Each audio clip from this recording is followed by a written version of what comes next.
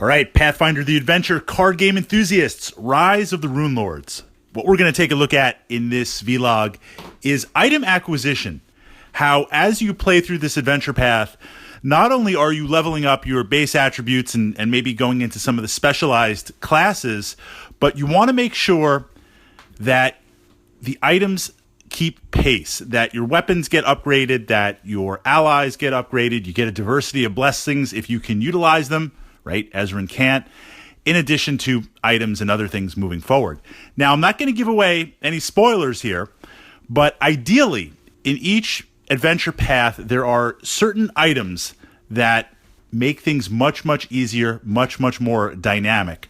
Truly, I've made it through a lot of amazing plays with this game, and certainly you can do it with a variety of builds and a great combination of items, but how do we hit up the items the best we can, giving us the best chance to do this? Certainly, you can go through multiple playthroughs. You could run the first adventure, play that again and again and again. Nothing's wrong with farming it, but I find to get the true role-playing experience, the true campaign experience, either playing solo, making a solo run, whether it's one character or multiple characters, or playing with a group, we go through each adventure once.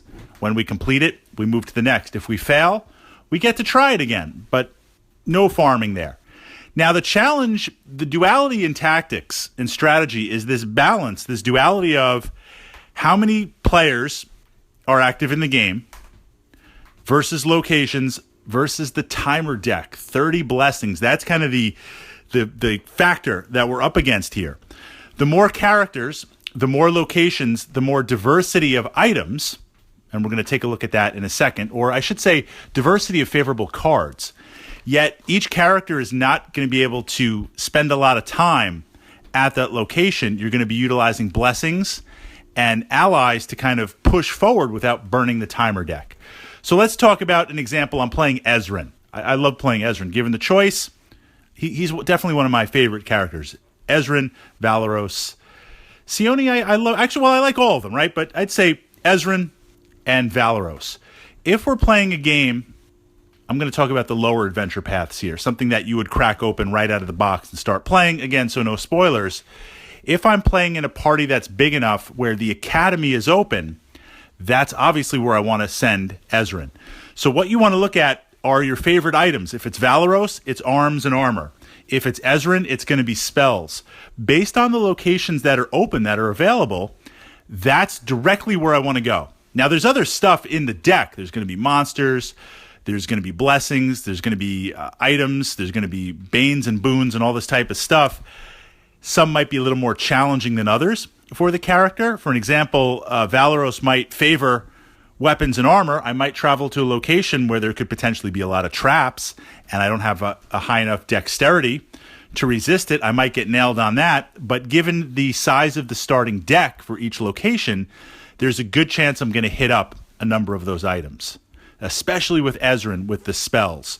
One of the things that I find in the game, spells are handed out the least, and certainly there's a number of great starting spells, but as you move up the adventure path and the spell pile, potentially the draw pile grows, those spells that you really, really want to obtain get diluted in the deck. They're there, but your chances of actually drawing them when you discover them in an encounter or a card or a location becomes less and less and less. So farming is so key on there. The second piece is this balance between your party size and the number of players. If I'm playing a party of, well, solo, absolutely. Solo, you really don't have to worry about the blessing deck because by the time it runs out, it's very, very rare.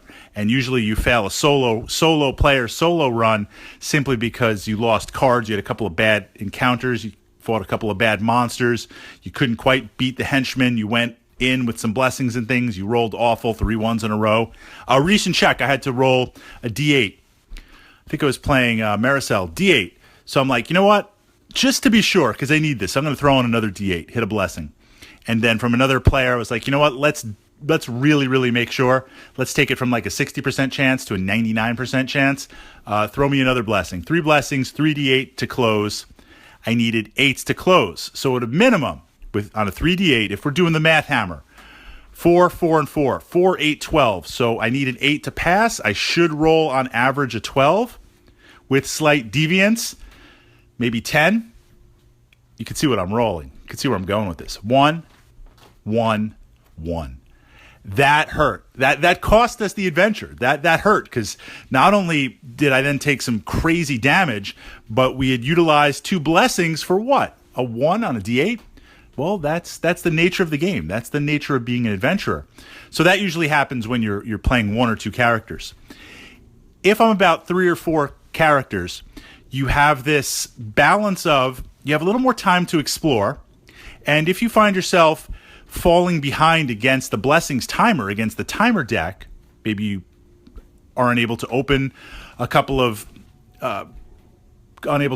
chests and you want to try it again, or you don't quite pass a trap and it gets cycled back into the deck, or you draw something like the Spectre and you don't have access to magic, so even if you beat him, he's going to cycle back into the deck there, he's going to kick you out to a new location.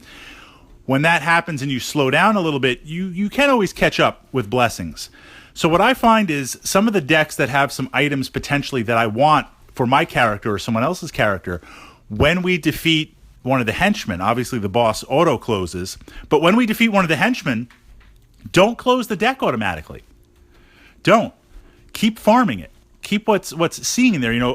Going back to Ezrin as an example, if I'm playing in a large enough game where the academy is active, I go to the academy and I farm that until I have every single spell that's there, because this is a chance really to bulk up early on there to do it.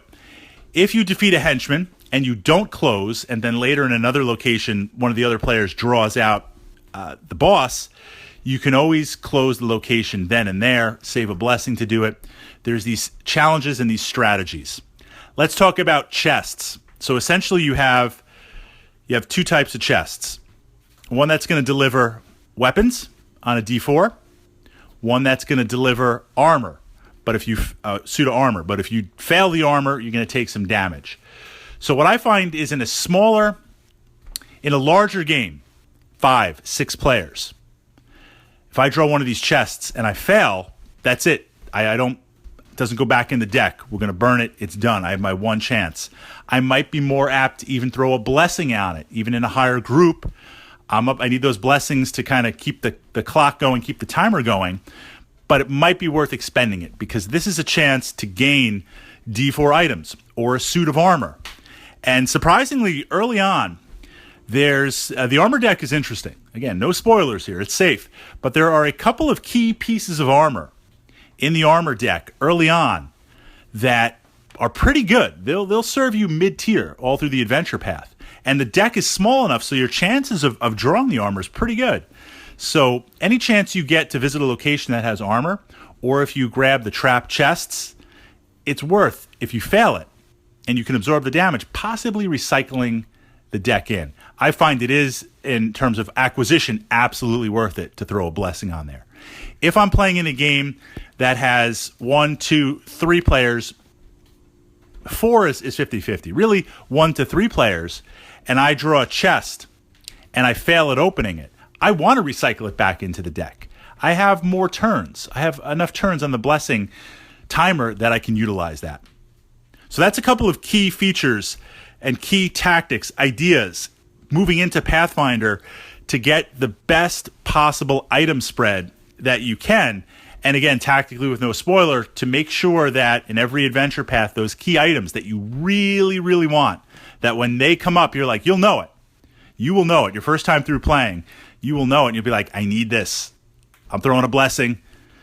Fritz, give me a blessing, man. We're throwing another blessing on there. Like you're gonna be rolling like 5d8 to get something that like you physically can't mess it up, even if you roll 3 1s. You want to make sure you're in a position to at least encounter those to then make a decision on how to acquire them.